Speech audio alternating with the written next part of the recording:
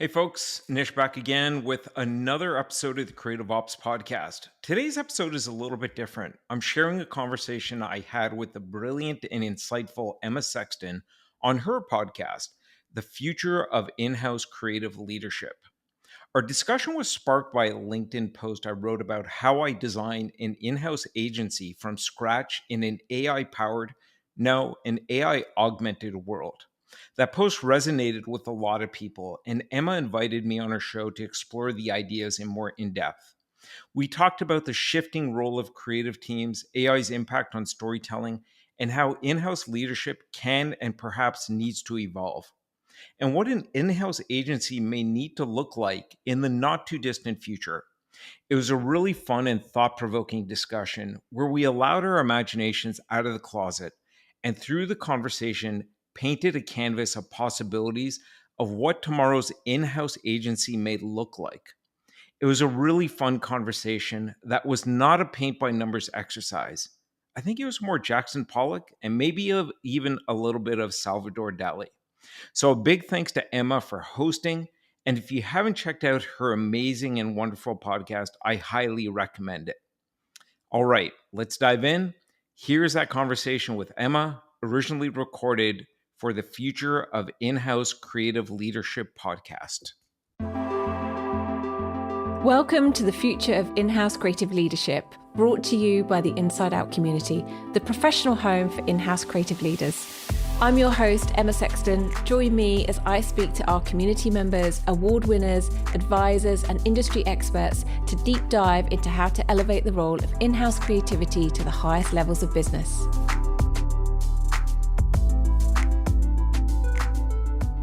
This time I'm joined by Nish Patel. Now, Nish is the host of the Creative Ops podcast, which explores the evolving landscape of in-house creative leadership, and the soon-to-launch Prompting Humans podcast, focused on the intersection of AI and human creativity in all its forms.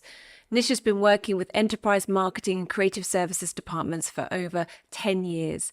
After identifying the emerging field of creative operations, he's been talking about it ever since at dozens of conferences, webinars, and even hosting industry workshops. Nish is the evangelist of creative operations. So we had a great discussion today, but hang on to your hats because we really did explore the future of in-house creative leadership, of teams, of AI. And I really hope that this episode inspires you and doesn't overwhelm you. We're in really, really interesting times, but hopefully conversations like this will help us all navigate this crazy future together. Enjoy.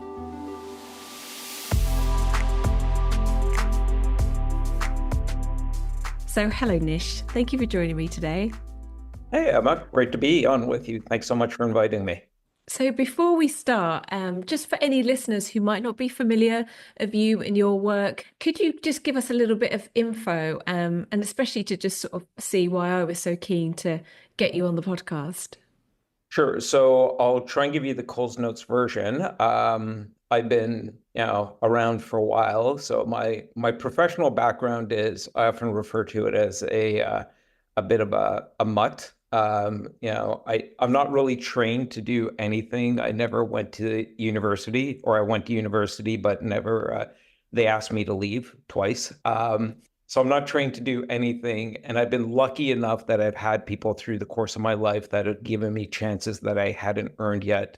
And I've mostly either started companies, helped others grow their companies, ended up selling a few along the way. And as you mentioned, about 10 years ago, I stumbled upon this role called creative operations. And I found it fascinating because I always think about building and growing companies and as a living sort of breathing organism. And I thought creative operations was interesting in that it was going to become like the living, breathing organism of how you really helped great creativity come to life. So stumbled on about 10 years ago when I was the CEO of a company called ConceptShare, an online proofing tool. And we ended up starting through that actually the first version of the Creative Operations podcast, and I only did about 10 episodes. That was really in support of a couple of creative operations summits we put on, gathering sort of the OG creative operations people in the US together to talk about it. And then I went off and did other things like running a data analytics company that still kept me tied to the marketing and the creative world. And I still kept a foot in the creative operations world, sort of like Michael Corleone in The Godfather 3, the worst of the Godfathers. I kept trying to get out, but they kept pulling me back in. And after I wrapped up running that last data analytics company after we sold in 2021, I started this blank canvas sabbatical last August. And I wanted to, in part because I felt like AI was going to change everything. And I wanted time and space to really explore through creativity and curiosity. And one of the things I wanted to do was get back into content creation, still in love with the creative operations space and creative in general. So started the Creative Ops podcast. I think a few people may be familiar. I've been speaking at the Henry Stewart events for years. The podcast, much to my delight, has gained listeners all around the world. And there's no real agenda. Like every conversation or every solo episode is me sort of leading with my curiosity. And I get to have these conversations at the virtual coffee shop with, I think, some of the smartest thinkers in the space. Yeah, lovely. And I think that was another reason why I wanted to get you on the podcast, because I really feel like you are somebody who is like me, going, actually, things are radically different now. We are heading into this completely new future, and we need to rethink and redo things that they've always been done. And one of the other reasons I want to get you on the podcast is you did a really great LinkedIn post that I'm just going to read out to anybody who didn't see it, which was you hypothesizing really on if you were building an in-house agency from scratch today. So you put, if I was building an in-house agency from scratch today, my budget and priorities would look very different. I'd design a team ready to thrive in an AI-powered, fast-moving world. I'd have storytellers and strategists, the ones who dream big, craft narratives that resonate, and shape the why behind every campaign. They set the vision and the strategy that differentiate and inspire. You'd have creative engineers, a small, agile team who leverage AI to cost efficiently scale the creation and distribution of big ideas. They merge technical expertise with creative instincts to make the impossible possible. You'd have a data and AI innovator, someone at the intersect of analytics and AI who creates and nurtures an AI data coach that integrates seamlessly with the team and aligns with business priorities. This role ensures we're not just reactive but proactive, leveraging insights to drive smarter, faster, and more impactful decisions across the entire creative process. You'd have human experience designers, creative thinkers dedicated to ensuring every interaction feels intentional, seamless, and human. They bridge the technology and empathy, partnering with the rest of the team to create experiences that truly connect with audiences. And you'd have creative culture strategists, the glue that holds it all together. These individuals foster collaboration, curiosity, and a shared sense of purpose. They ensure the team operates as a cohesive, resilient, and innovative organism where creativity thrives and people feel valued. In this setup, AI doesn't replace creativity, it amplifies it. The magic still starts with humans, and AI becomes the tool that scales that magic with speed and precision. I was just blown away by your post because it really was I felt a very informed, educated guess at what the future would look like. So I guess I wanted to deep dive with you in terms of what you're seeing with a creative operations angle and all the work that you're doing. What are the things that you're seeing in the landscape that started to inform that kind of hypothesis, I guess? So one, I would say, I really want to work at that agency that I described. Like, who would have wanted to, Me right? too. Awesome. Two is, this isn't necessarily a reflection of what I'm starting to see from creative operations teams yet, but I do think, and I don't have a crystal ball, none of us does. We're all just sort of trying to figure this out together. And part of me putting that post out there was to invite the conversation. So again, thanks for having me on today, because I think through these conversations, we'll figure out how we navigate towards, like, from here to there, wherever there is. And what I was trying to do with that is sort of, it was sort of like embedded in some of my core principles and frameworks and the way I think about AI, and what I think we really need to start to root ourselves and our industry Whether you're a creative operations leader, an in-house leader, an agency leader, you're a creative leader, whatever you're doing, we need to start to like reorient how we think about work. So like some of those core principles, and stop me if I'm going way too down the rabbit hole, Emma, because I could talk about this forever. But one of them is like with AI, we have to understand that we're moving from scarcity to infinite abundance. And what I mean by that is that the way we work and even the way we define roles has been defined by scarcity. It is in every facet of life. But when I think about work, that scarcity is scale, knowledge/intelligence, and time. But with AI, it's infinite. And what I mean by that is like even with, that post, I had the initial spark of inspiration for that post and I started to write out some of my notes, but then I have a character I built that I interact with. It's like a strategy advisor. And we went back and forth on this, thinking about what the future might look like. But I built that strategy advisor out of thin air using ChatGPT. And that's what I mean by infinite capacity, infinite scale, infinite knowledge. I could do that and come up with that post. Two is, just sort of thinking back through some of the things that were written in that post, and what I think the future might look like. It talked about like storytelling and strategy, the human components, the cultural components, like the things that are very much rooted in our humanity and what we are innately gifted with. I think every human being on the planet is curious, creative. We are by default storytellers. Stories are the original algorithms of the human species. It's how we created everything.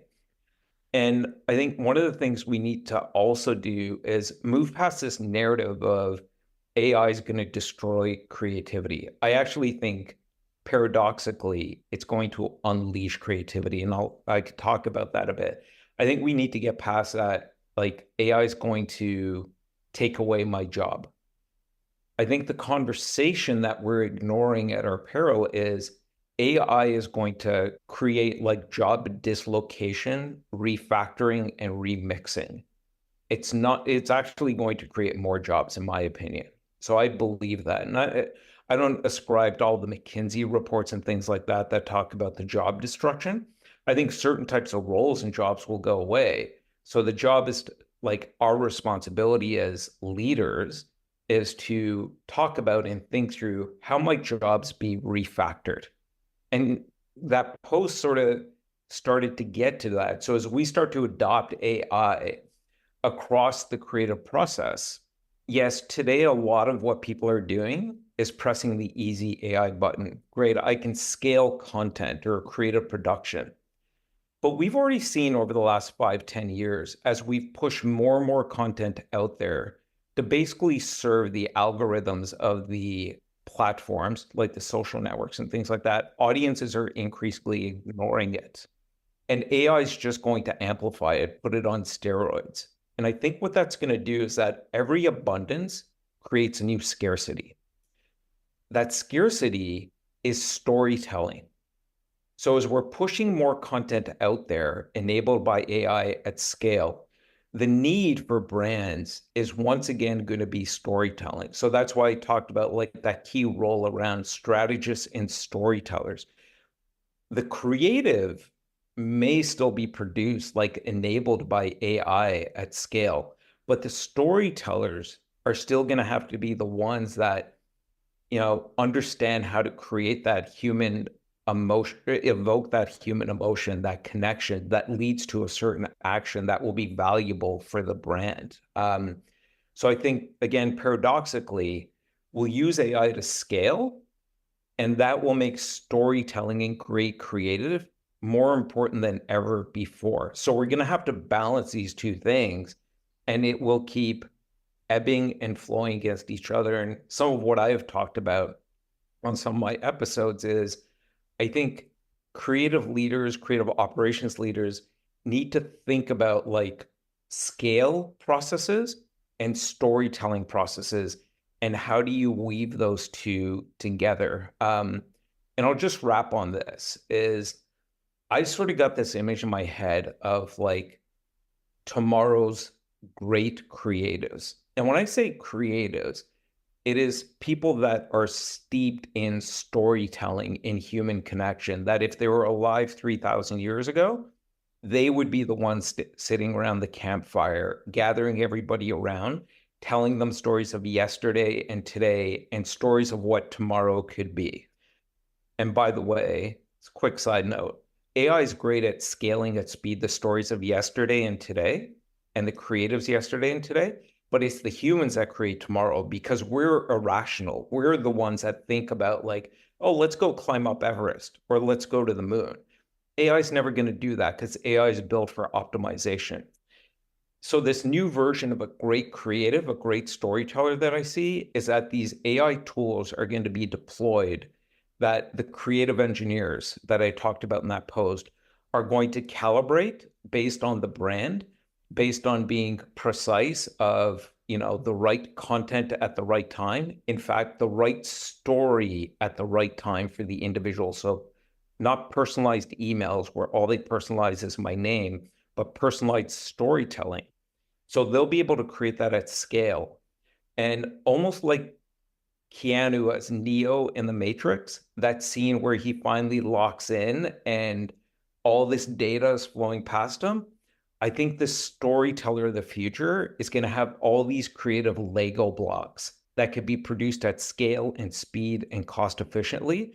And they will grab these creative Lego blocks out of the air and configure them into those personalized stories that will break through the noise and resonate with the individual audience member and create that emotional resonance that leads to the action that the brand wants. Yeah, because the brand channels have changed so much as well, haven't they? We're kind of creative teams and creative agencies and even in-house, originally we're all configured for these one big moments, right? We'll do a website, we'll do a TV ad, we'll do a big campaign. And now the different channels that a brand needs, the way that they can interact with culture now, brand world building is now a thing, brand experiences. It is, we do need to reshape creative teams to deliver in a very different way. Yeah, we really do. And if we allow ourselves to unlock the promise of, we've talked about omni-channel and hyper personalization. And like, I've been around long enough to remember that book by, who was it, Don Peppers and Martha Rogers, like the one-to-one marketing future or something like that, right? But that's never really been possible, or it's always felt like really clunky and almost like surface level personalization and or almost like the brand was going into stalker mode. Like, why do they know this about me? And why are they injecting that into the email or whatever? And I think now we have an opportunity because of AI is really good at scale, speed, optimization, because it can understand what's going on much more quickly than us and act. Humans are really good at storytelling, at emotion, at creating tomorrow.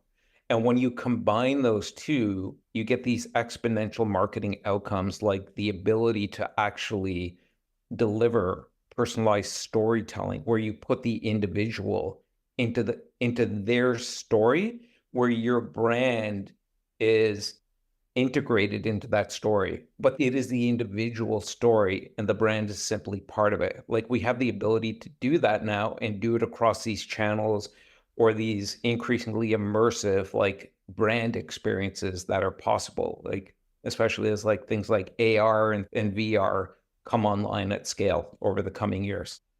Yeah, certainly really exciting. There's a few observations that I've been noticing, and I really wanted to get your thoughts on them today, again, as we sort of just start noodling and having these conversations and seeing what emerge. So on the topic of branding, so our perspective at Inside Out is that now businesses are on a global scale, that they need brand like never before.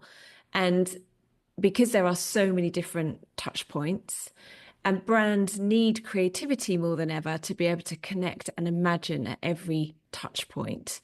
What do you think about that as an observation? Yeah, I think brand, again, like storytelling is, I think it sort of got lost for a while. And I think it's going to matter more than ever before. I think of brand as like one of the new moats. And by moat, I mean something that can help a company establish a differentiator that could be sustainable and scalable over time. And the reason for that is I think companies for a very long time now have sort of relied on other points of differentiation. Like we do it slightly better than the other guys. We're a bit faster. We're a bit more cost effective. We're, we deliver 5% better results. But if we sort of step back and think about like competitive differentiation comes from innovation.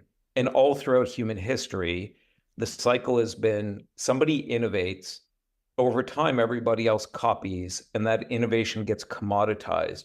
And that is the incentive to innovate again. And it's just sort of a wheel. What AI is doing now is it's just accelerating that pace of innovate, copy, commoditize.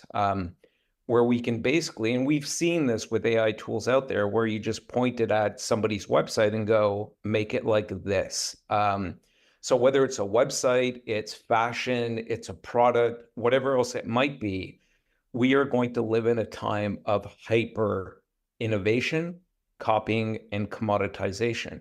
So what becomes an actual differentiator that's sustainable? Because if I can copy anybody overnight, then how do we actually differentiate? How do we retain customers? And I think it's going to be the softer things. I think certainly it'll be distribution, it'll be data, it'll be some of those things that are actually, let's say, hard assets. But I think there's going to be a whole set of soft assets. And one of those is brand, which I think those soft assets are actually going to be the hard, like become very hard assets if we invest into them correctly. And I think one of them is brand.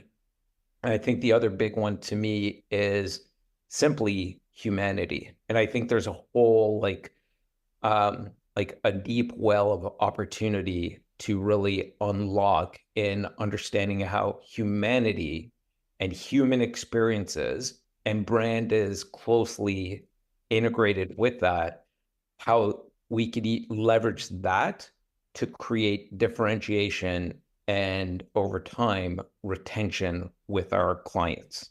Yeah, I could totally agree with you in terms of brand becoming a moat. And it leads me on to the next theme, which is the creativity that businesses need now. We've touched on that a bit in terms of how businesses need creativity in all the different channels, and human storytelling is really, really needed. But do you think that the C-suite really understands creativity and brand, and the fact that brand is a moat, and the fact that creativity is now the way that they're going to innovate, connect with culture? Do you think they get it? Because I am seeing that that's a constant barrier. So the short answer is no, not yet. Certainly there's some companies that I think probably do. Um, I don't know this for a fact, but I think it would sort of be interesting to look at, maybe do the luxury brands like Louis Vuitton and others sort of become a template and an example, right? Because certainly, you know, spending $30,000 or $50,000 on a purse to me is insane. And remember the first time I walked into one of those stores, and my sister and I were in Paris, and she was like, "Why don't we go in here and just look?" And she wanted to go and see because she's been before and I'd never been. And I think she wanted to see my reaction. And I'm like, "Oh my God, like, how can a purse cost that much money? It's a bag." But anyways, but I think those luxury brand companies might be a good template for how is brand and storytelling sort of talked about at the executive table. I would sometimes mention the idea of like, I think brands need a chief storytelling officer. Because to me, brand is company DNA. It's how everybody inside the company and outside the company should experience the brand. And it really should be embedded across every part of the organization. And it's almost like part like storyteller, part anthropologist, like where have we been? because that is going to define where we are going. And that understanding needs to come through in how we create the stories of tomorrow. But no, the C-suite, that understanding isn't there yet. But I do think the companies that are thinking of brand as a moat, and there are some companies that like, Coca-Cola and others, the iconic brands, they understand brand as a moat. In fact, they put a financial value against their brand and it's on the balance sheet. And I think we're going to see more of that as companies start to really understand like the new laws of business. Again, like in a world of infinite scale, time, intelligence, where we are going to be able to rapidly innovate, copy, commoditize, that will create the forcing incentives to go like, how do we actually differentiate? Otherwise, it's going to be a sea of gray and sameness. And brand, I think more companies are going to come back to. And maybe companies like Airbnb and others who over the last few years have said, we're going to divert more of our marketing spend towards brand. Maybe they were the canaries in the coal mine. Maybe they did it because they saw what was coming with AI, and now everybody else is going to be catching up. Interesting. So you think there's somebody who's, a storytelling anthropologist, because I've been hypothesizing on an in-house creative leader being in the C-suite because somebody needs to own all those touch points because the way the CMO role is changing and the scope and their remit, it's impossible for them to be over all the creative touch points. So the storytelling one is interesting to me. Exactly. And if I could add, if somebody is listening to this going, well, they're never going to hire like a C-suite level executive at, however many hundreds of thousands of dollars or pounds you have to pay them. Great. You can now use AI to create that C-suite executive so they can be at the table, but the investment is just building the AI version of that chief storytelling officer versus hiring the human. And this is what I'm talking about. We have to reorient the way we think about like the laws of how we do work. Is nobody ever would have thought about let's hire a chief storytelling officer, because the immediate answer from the CFO would have been like, we can't afford that. The answer now is, well, can I have a month to build it? And this person can come to every C-suite meeting or occasionally, entirely up to you, or they could just be in listen mode. And it sort of feels like, it feels weird and sort of sounds crazy to say these things, but that's the new reality we're living in. Even as you're like, somebody's listening going, what might my creative team in the future look like? I think it's a valuable exercise to go, let's start off with a blank piece of paper and like, let's just let our imagination run wild. Like, what are all the things we've always wanted to be able to do that we couldn't? What are the things I hate doing that I want to be able to give to somebody else, but I can't hire for that role? Let's just make up like the craziest roles and think through it and talk through it. And again, to me, that sounds like a hell of a lot of fun. And I think that allows you to start to chart a path towards like, what might the creative team and the creative process of the future for us look like? Yeah. Do you know what? That's actually blown me away because I didn't really even think, you're right, you could create your own AI chief storytelling officer that could advise the C-suite. And it horrifies me in some aspect because I think I was thinking about how AI amplifies people with a lot of experience, and you would expect a chief storyteller to have a lot of experience. But secondly, then I also go, well, this is also amazing because every business has an opportunity to get a point of view on creativity and brand in the boardroom. There's no barrier, is there? So that equally that excites me. I don't know where I'm going. I'm just verbalizing my thoughts because you just completely switched on a light that I was like, oh, of course you could do that. Yeah, I mean, it's, one of the ideas I'm sort of toying with right now is, and I might be getting ahead of where you want to take the conversation, so feel free Well, to say, let's see. let's put a pin in it. It's, I think some of the future, two things I'm thinking about, and these are like sort of interrelated. One is decentralized creativity, and two is creative digital twins. And what I mean by decentralized creativity is, I think one of the things that I always get frustrated by is like creativity happens over there. And it's like every other function in an organization. Sales is over there, marketing is over there, and everybody inhabits these org charts, which to me are basically white collar assembly lines, and the boxes on them have gotten over time like smaller and smaller, smaller as every job has been highly productized, right?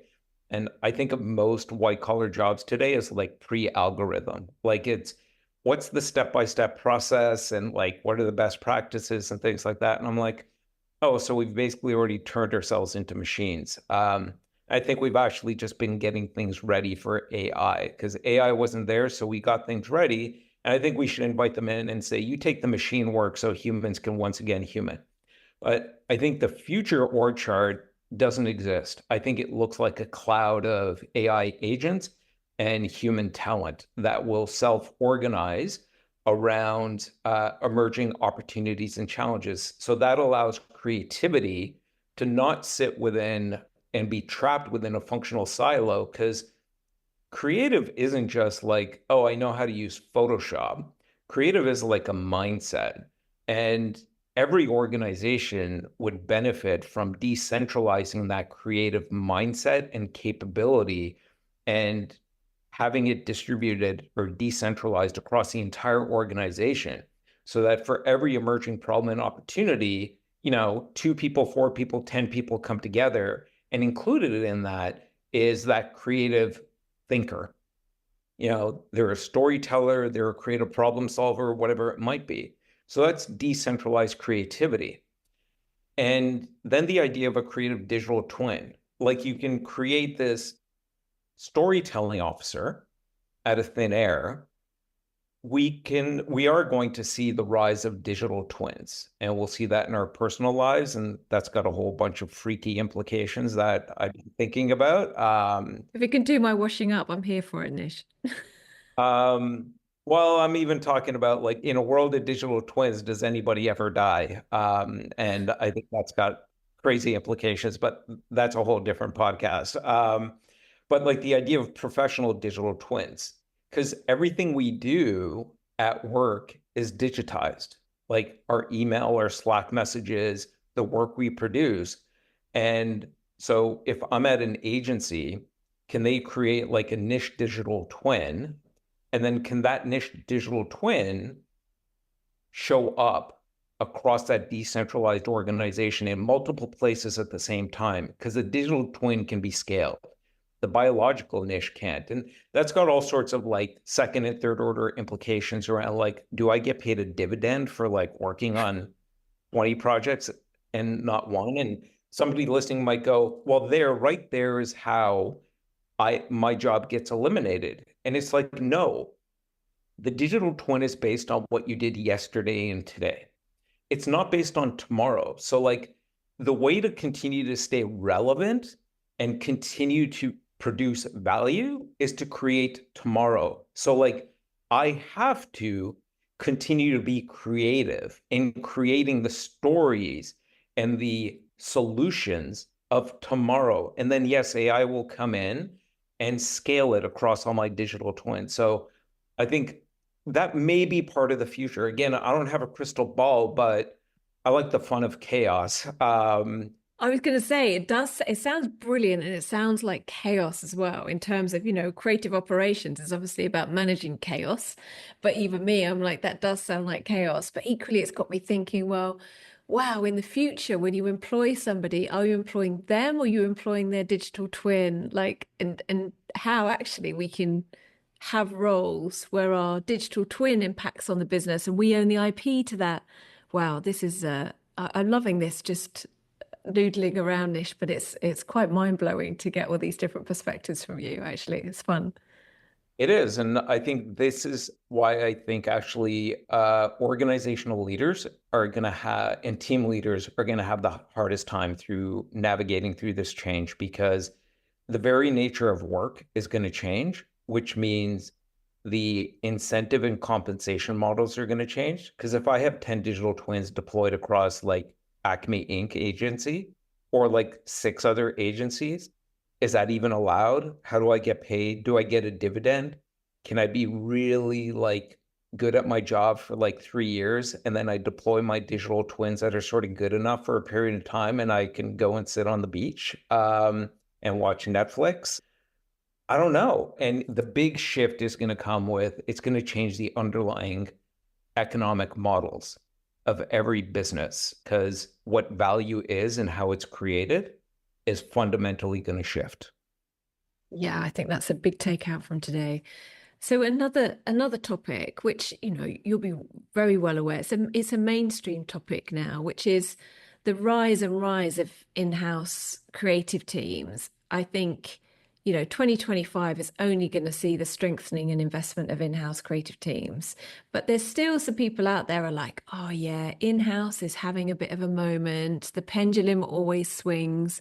I mean, I recorded an episode earlier today with a guest, and they were basically saying some of the work that they produce could not be produced by an agency because they're responding to moments on TikTok and they need to get creative out, and you can't cost from that. You can't. So there's brands are operating in a completely different way. But what's your lens on I guess the reason and the future for this rise and rise of in-house creative teams? Well, I mean, the all of this originated from I guess multiple reasons depending on the brand, right? Like some of them just wanted to be able to like turn to a team for like quick turnaround and things like that. So it was sort of like we have a emerging opportunity and we want some production work done and we just need to do it quickly. We can't go externally because they don't have capacity or whatever it might be. And over time that's evolved. And I think the folks at WDC, they've got this like 4 buckets model and things like that of like production studio, creative agency, and then sort of strategic in-house agency, or I don't think I got that exactly right.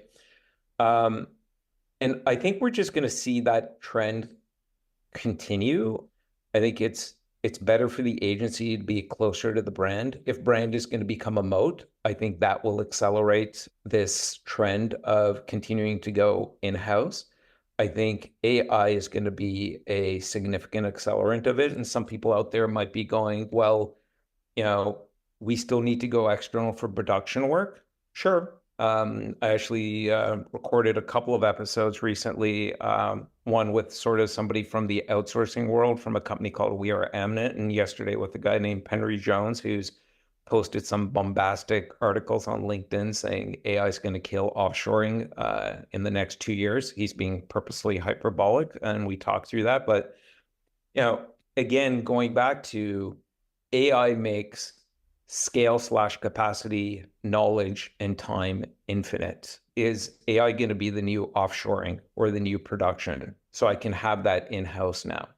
And some people might go, but the external agency, they've sort of got this, they always come in with these new ideas because they've got this perch of working with multiple clients across multiple industries. They do all this interesting research.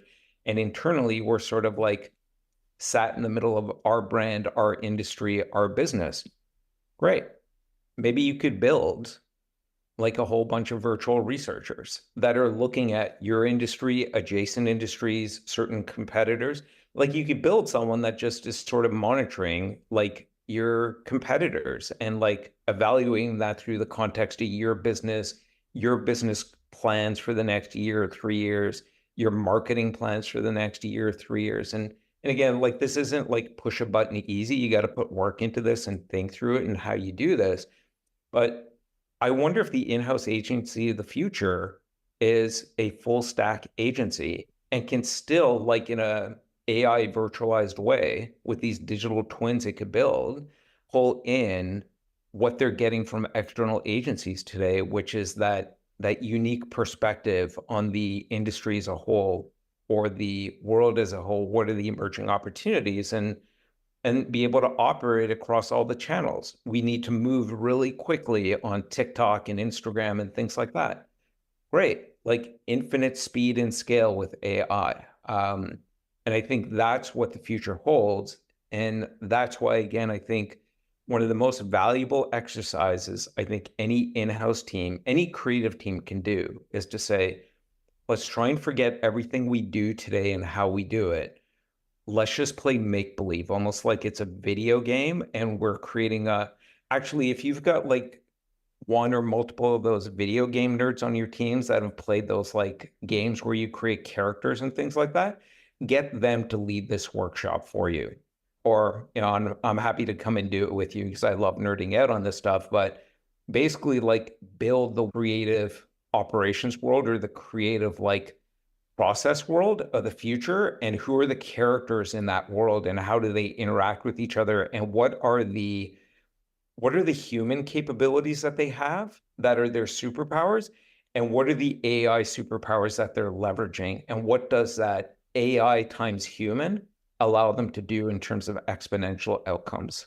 Yeah, I think that's really interesting because the term agency gets bandied about, and I do disagree with the WDC model of those four buckets as the evolution of an in-house team. That's definitely not what I'm seeing from the conversations that I have, and I think the agency term as well is very loaded and actually again not a reflection of what's going on, because what I'm seeing is teams that want to drop the term agency. They want to be integral to the business, and like we're talking just there about reimagining it. And I think any creative who's been agency side who goes in-house knows that they have to recreate something that fits the business. So I think the future of that's why I'm very focused on in-house creative leadership rather than looking at models of teams, because I don't think there is a model for teams. Yeah, I think as humans, we like to put things into models because we like to organize and are like, from an evolutionary and anthropological point of view, we like a sense of like place and belonging.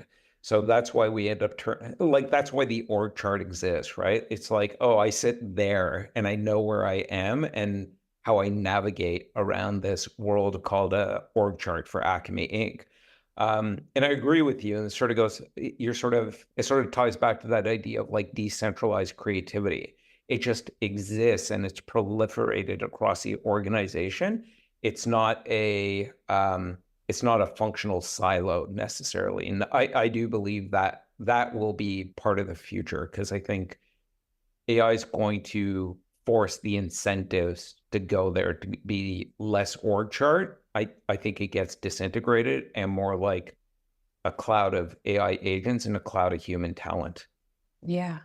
Well, I mean, there's so many themes here. I wanted to kind of conclude with us noodling on what do we think an in-house creative team looks like in the future.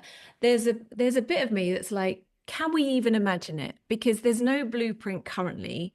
Do you think we would get to a blueprint for an in-house creative team, or do you think that it's just not going to be a blueprint for an in-house creative team? Yeah, I was talking to somebody yesterday. I can't mention the brand because they're very sensitive about it, but one of the biggest athletic brands in the world. And I was trying to Google around for like, what are the best practices in, to use your terminology, what's the new blueprint? And I'm like, there is no blueprint. I often say I feel like we're all Magellan. For those of you that liked learning about history, you'll remember he was a sailor from back in the day, and he was the first one that sailed around the world. I didn't know that. I think he was the first one that sailed around the world. I hope I'm not giving fake news, but he was one of the ones that tried. But, I sort of imagine like Magellan standing at shore going, that Galileo guy said that, the earth is round. And if we start from here, we can probably figure out how to get back to here, right? But they didn't have maps, like complete maps. They didn't have like GPS systems like we do or anything like that. So they're trying to figure out how to get from here to there. And there's no blueprint. So there's no map. And I think we're all Magellan right now in this time of AI. And that's part of like what we need to embrace is like that sense of like adventure of we're all going from here to there. And I often say like conversations like this are the compass.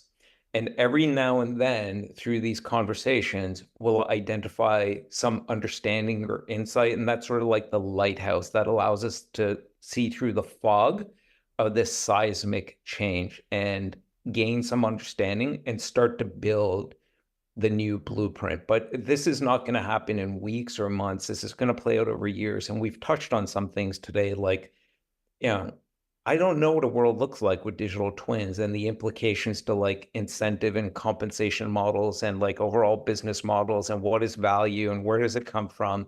Like there is no blueprint. So I think we really need to steep ourselves in conversations as a compass, starting to experiment, starting to like grab a blank canvas and going, what could the future look like? And having that inform some of the experiments we do today. I know a lot of organizations are standing up AI councils to come out with policies and things like that. I'm a big, like these AI councils, and I think that's good.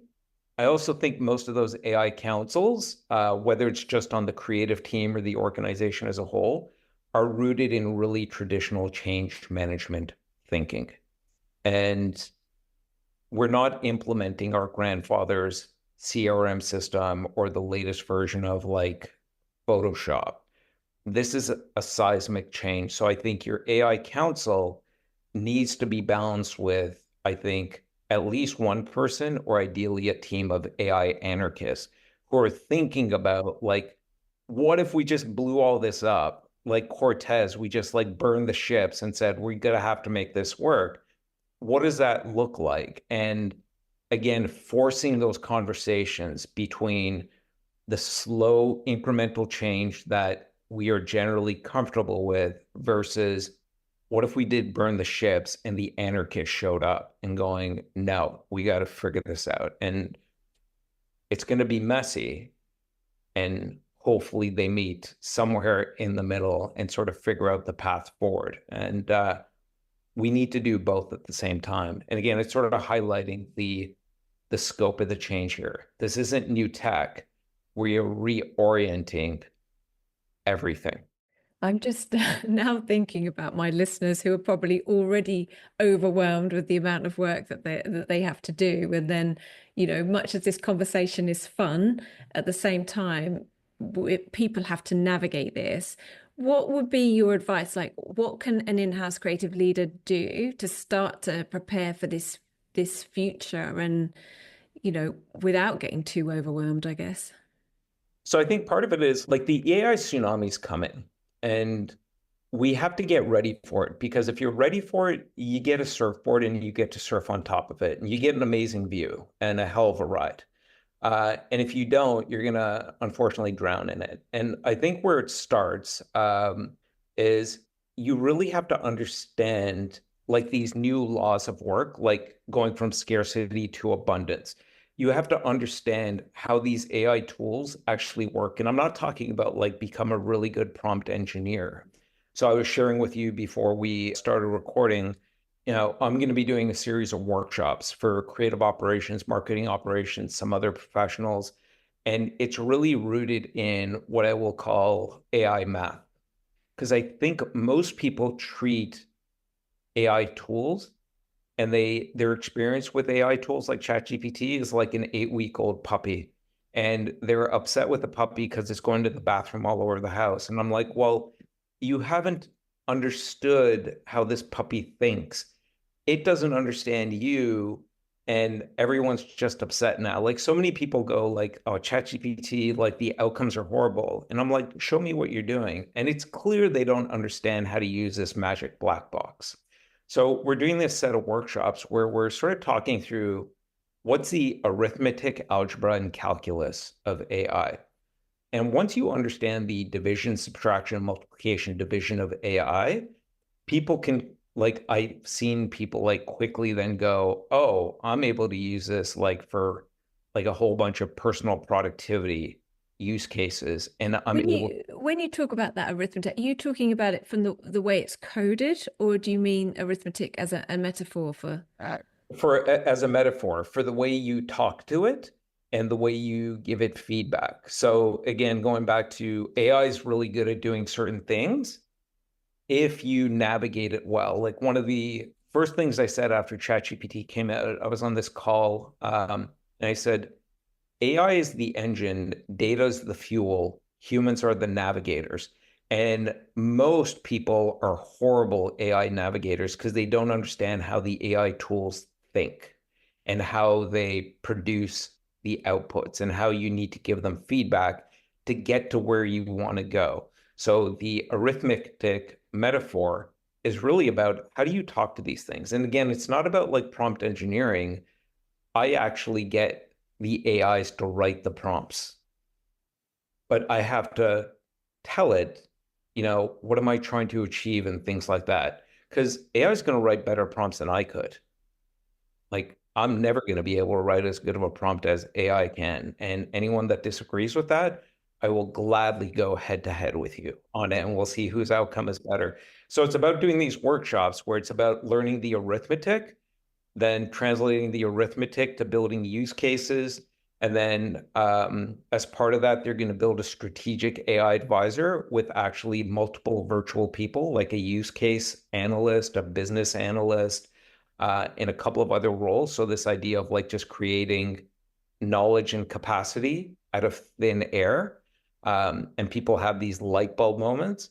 And then they walk away with a roadmap that they can actually start to execute and implement on, and they feel more confident. So I think a long-winded answer to your question is you need to start to build know-how and capabilities that can scale to initially basic use cases and then more sophisticated ones as you move from arithmetic to algebra and calculus of AI. Because the executive teams now, I feel like a lot of them have been sleeping on AI for the last 2 years, but in the last 6 months, I don't know if you've seen this and heard about this as well.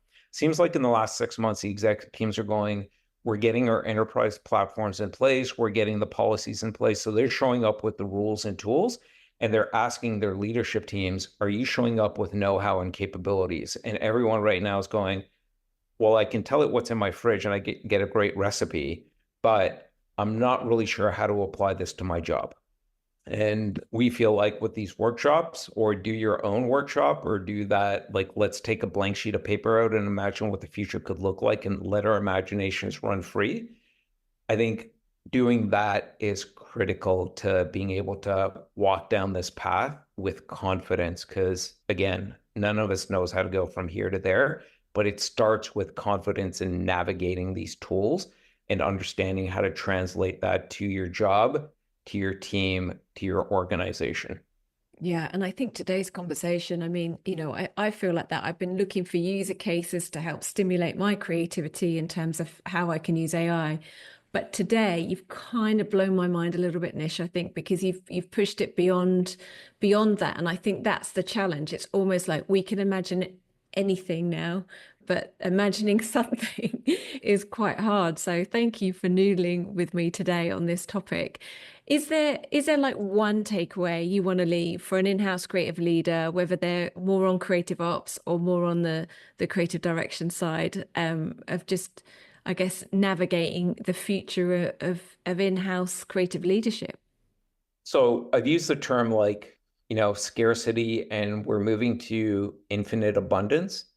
The one takeaway I would leave everyone with, and I hope they're excited by this, is we're living in a time of infinite possibility. And I actually think we are getting to live through the next renaissance, and the next 10 to 20 years are going to echo for not hundreds, but thousands of years. And the Renaissance was messy. Like now, through the lens of time, it seems like, wow, that seems like an amazing time to have lived through. Look at those amazing paintings. But it was messy, and this is going to be messy. So embrace the messiness, but we are living in a time of infinite possibility. And if, as a creative leader, as an operations leader, it is both your responsibility and your privilege to lead yourself and lead your team through that. And if the listeners can't tell, I am super excited about where we're at and what the future might hold. Like, I've never been this jazzed in my entire career. Yeah, It's good. Well, look, thank you so much, Nid. I think that's a really good sentiment. And I think the other sentiment is we'll work this out together, right? I think let's just keep having Yes. these conversations and putting stuff out there, testing and learning and sharing. And yeah, we'll work it out at the end. So thank you so much, Nish. I've really enjoyed talking to you today. Thanks so much, Emma. This was a blast. Thank you. I'm Emma Sexton, and you've been listening to The Future of In-House Creative Leadership, a podcast brought to you by the Inside Out community, the professional home for in-house creative leaders. Don't forget to subscribe so you never miss an episode, and let me know what you think by leaving a quick review or a rating. If you're interested in knowing more about the community or to sign up to our Insider newsletter, head to theinsideout.community. Join me next time for more insights and conversations on the future of in-house creative leadership. Thank you for listening.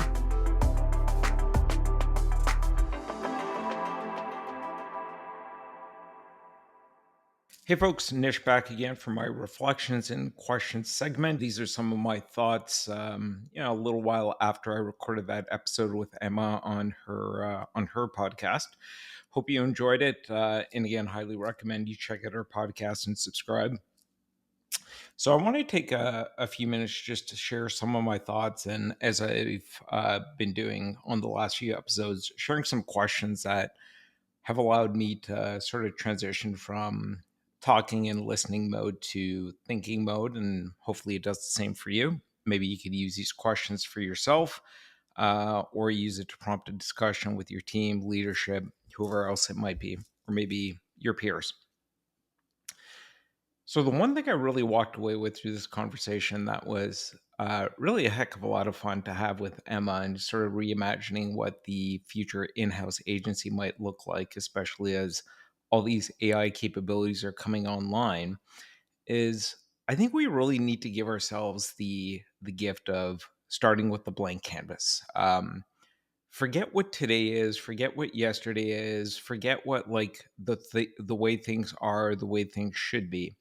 I think we live in a time of vastly expanded possibilities. And I also think we live in a time where our innate human abilities of curiosity, creativity, and most importantly, imagination have been atrophied over time.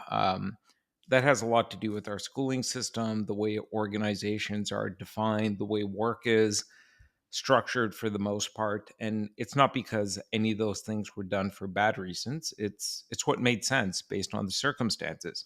But circumstances have changed, and I think if we are going to reimagine what the in-house agency of the future might look like, I don't think we could do it by sort of taking an approach of how do we take what we're doing today and edit it, iterate on it, adapt it bit by bit. Eventually, we'll have to do that. But I think where we need to start is blank canvas to really reimagine creativity, what creative work is and how it gets done, to be able to sort of imagine what tomorrow's in-house agency could be. So again, let's just start with a blank canvas. And I think we really need to give ourselves and force ourselves to say, let's open up the aperture of our imaginations, and almost like childlike imagination, because the canvas of what is possible has changed and our imagination must expand to meet it. I think this is something we should probably be doing as an ongoing exercise. Like what AI is today is already dramatically different than what it was a year ago, certainly 2 years ago, in the way that we're experiencing it, the capabilities that are being put into our hands, and it's continuing to accelerate. Its evolution is accelerating. So I think this sort of blank canvas exercise and thinking is something we should be doing periodically, and maybe some questions to sort of help with that blank canvas exercise, to be able to then, like, I guess, create this canvas of possibilities is the way I'm thinking about it. Is a few questions that I'll offer. One is, what if we erased every assumption about how an in-house agency should function? So forget the roles, forget the hierarchy, forget the processes. What would you build from scratch? And even forget AI. Like, what does the world look like when possibilities are, let's assume, infinite? Because in a way, they sort of are. Like the things that we could do today. Like I use AI to create roles out of thin air, like a creative brief coach or a chief storytelling officer. These are not future possibilities, these are now possibilities. And I think we need to get rid of every assumption, every role, every definition of a role, all the hierarchy, all the process to really sort of steep ourselves in this ethos of blank canvas thinking. So that's one. Um, Two is, thinking about AI, I think a lot of the talk around it right now is about efficiency, about scale, about cost savings, and that's all good. That's valid. That's valuable.